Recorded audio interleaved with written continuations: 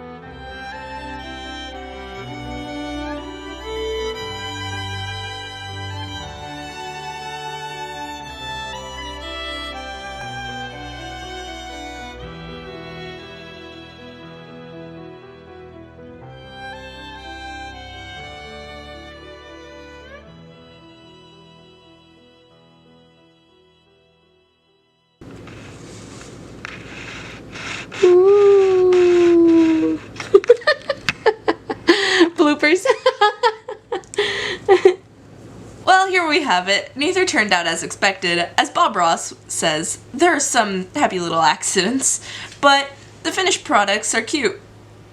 And I hope you all enjoy creating your own versions of this butterfly art. Thanks for watching, and keep enjoying your summer.